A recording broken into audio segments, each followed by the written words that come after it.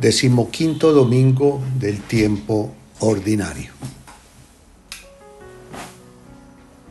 Dice el Evangelio de San Lucas, capítulo 10, versículos 25 a 37. En el inicio de este texto dirá: en aquel tiempo se levantó un maestro de la ley y preguntó a Jesús para ponerlo a prueba: Maestro, ¿qué tengo que hacer para heredar la vida eterna? Jesús le dijo: ¿qué está escrito en la ley? ¿Qué lees en ella? Él respondió: amarás al Señor tu Dios con todo tu corazón, con toda tu alma, con toda tu fuerza, con toda tu mente, y a tu prójimo como a ti mismo. Jesús le respondió: has respondido correctamente. Haz esto y tendrás la vida. Después seguirá con el diálogo que tiene el maestro de la ley con Jesús, la parábola del buen samaritano. Pero quisiera detenerme en esta meditación dominical en lo que nosotros entendemos por ley, en lo que el Señor entiende por ley, y en la forma como nosotros debemos esforzarnos por vivir esa ley. Dirá en la primera lectura de este domingo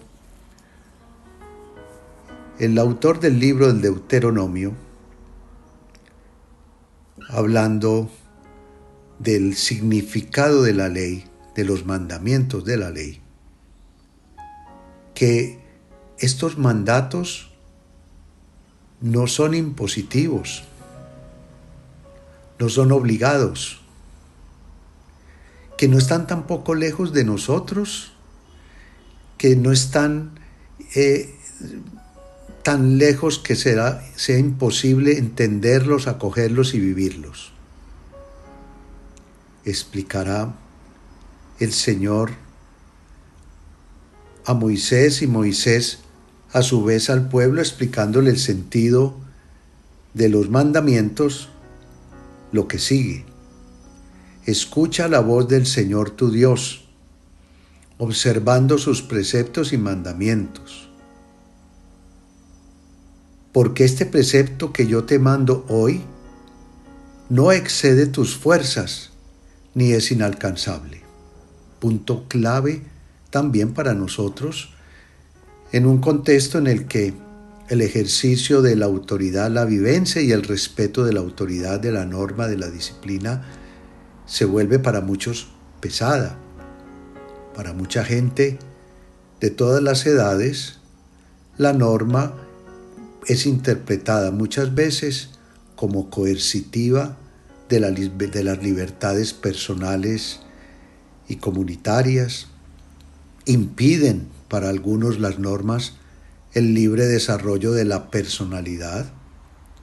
Más aún, cada uno quisiera como abrogarse el derecho de crear él sus propias normas, porque son entendidas como aquellas que satisfacen mis necesidades, mis gustos, mis placeres. Este es un reto que hoy la sociedad entera, no solamente la colombiana, sino en el mundo global, tenemos que enfrentar, y cómo ayudar a los niños, adolescentes, jóvenes, ciudadanos en general, a que se valore la norma, a que se entienda de que es una ayuda, un instrumento que tiene 3 parámetros, como toda ley o todo precepto, toda disposición: preventivo, dispositivo o disciplinar. La norma en general previene, la norma dispone, la norma reprende. según sea el contexto de la misma. Previene, hay unos códigos, por decir algo, el Código Civil, el Código de Comportamiento Ciudadano, los códigos de movilidad del tránsito, donde hay unas leyes, dirán no pasarse el semáforo en rojo, no exceder la velocidad X, dar prelación al transeúnte.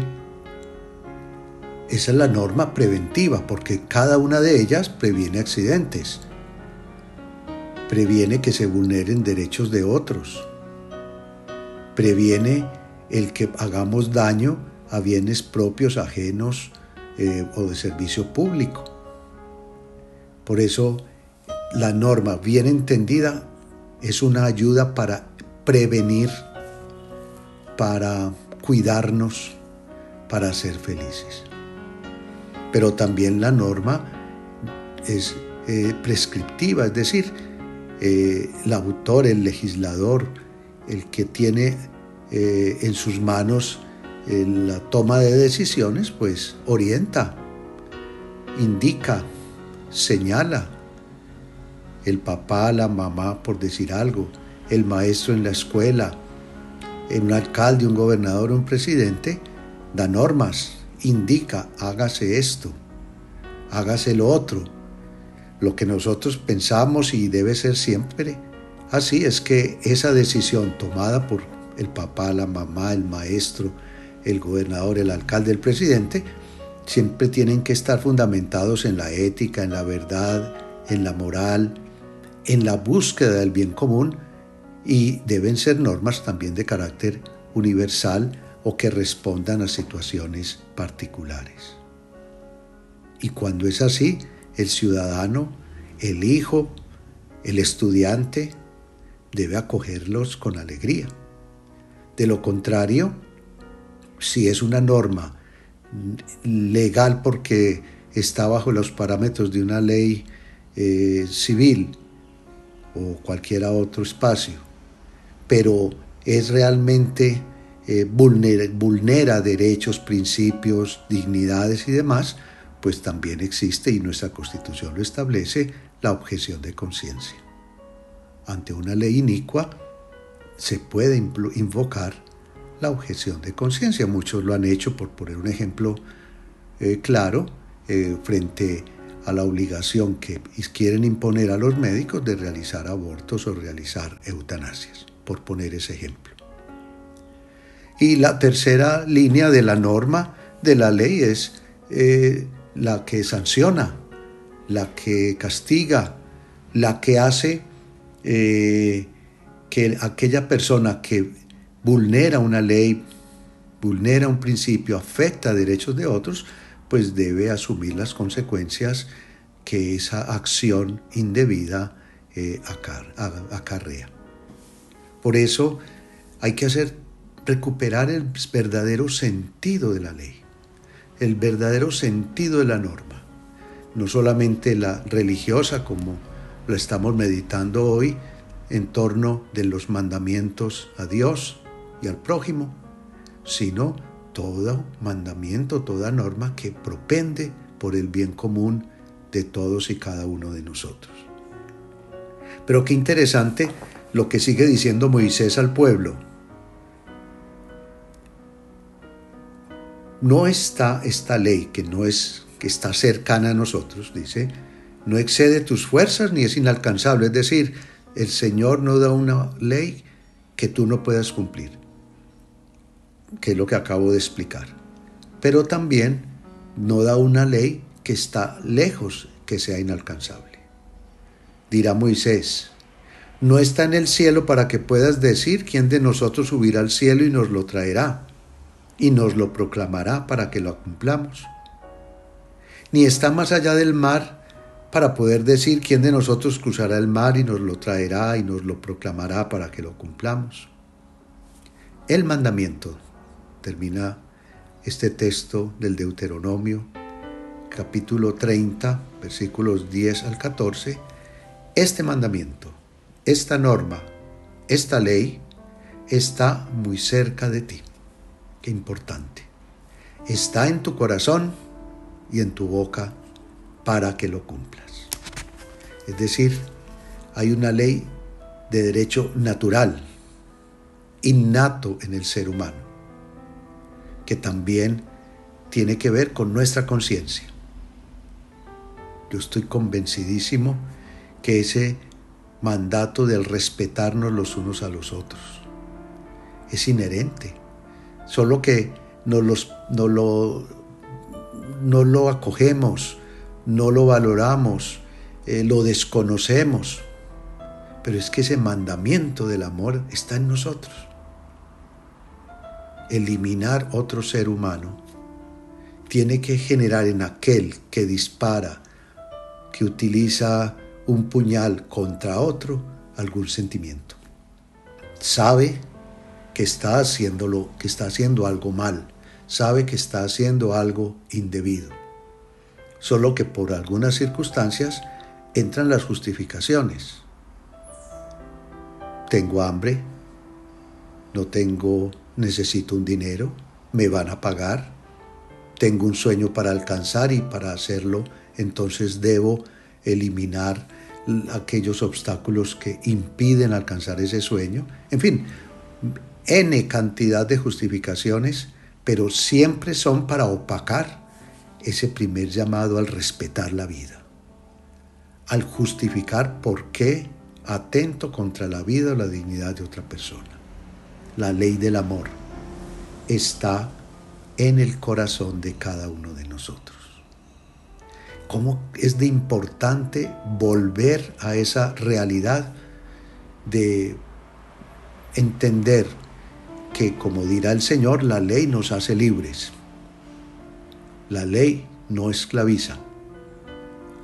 La ley nos hace felices, cumplir esa ley.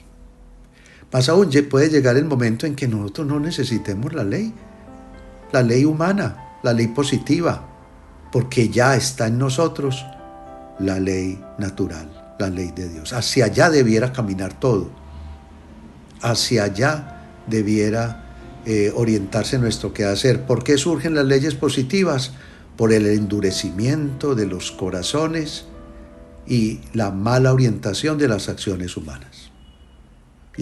Y todos se tuvieron que organizar a partir de la norma, a partir de la ley, en esos tres elementos que comentaba al inicio. El tema de este domingo, pues, es muy importante. Es clave que volvamos al amor primero. Qué importante es entender que todos somos prójimo. Es en el fondo el contexto del Evangelio de Lucas con la parábola del buen samaritano. Cuando el maestro de la ley pregunta, ¿quién es mi prójimo?, él lo hace primero para poner a prueba a Jesús, como lo escuchamos. Pero también pudiéramos decir como para lavarse las manos, ¿quién es mi prójimo? Es decir, ¿a quién debo ayudar? ¿Quién va a ser el destinatario del servicio? Y Jesús le devuelve el discurso a sí mismo. No, es que tú también tienes que ser prójimo. Y pone el ejemplo del buen samaritano con el sacerdote, el maestro de la ley y el samaritano. Un dato importante que a veces puede pasar así muy por encima es que ante la pregunta que le hace Jesús al maestro de la ley de estos tres personajes que pasaron junto al ciudadano desnudo, anónimo, a la persona humana, una dignidad de la persona que ha sido vulnerada allí, representado y quien ha sido víctima de los delincuentes, de los ladrones. ¿Cuál de los tres es el prójimo? Y entonces él dirá, pues evidentemente, el que practicó la misericordia con él, es decir, el buen samaritano. Yo quisiera hacer también una distinción, que todavía este maestro de la ley no ha dado un paso clave. Se queda solo en la obra material. Mientras el buen samaritano dirá, se conmovió cuando vio a aquella persona víctima de los ladrones, se conmovió, o sea, desde las entrañas, sintió dolor de humanidad por él y lo atendió y lo montó en su cabalgadura y pagó para que lo atendieran. Este maestro de la ley solamente dice que él, porque simplemente tuvo misericordia, es decir, solo porque le ayudó. Aquí hay una cosa muy importante, no es que sea malo el hacer misericordia, ayudarle a, sino por qué lo estás haciendo, qué motivación hay para hacerlo. Hay hoy día muchas ONGs y muchas personas que ayudan a los demás y eso está bien. Es necesario aplaudir, animar y fortalecer.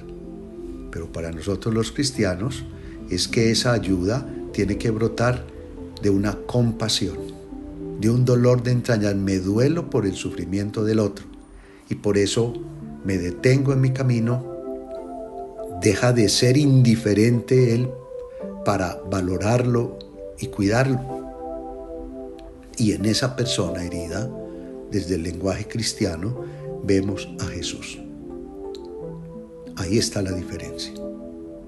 Por tanto, todos los mandamientos es que desde la ley de Dios, que se sintetizarán en el amor a Dios y en el amor al prójimo, tienen también un nombre concreto, Jesús. Él nos enseña a amar, Él nos enseña a darnos, Él nos enseña a servir. Reflexionemos pues en esta semana lo que significa para todos vivir en el amor y vivir el amor para que podamos ser felices y seguir construyendo, en palabras de San Pablo VI, la civilización del amor. Los bendigo en el nombre del Padre, del Hijo y del Espíritu Santo. Amén.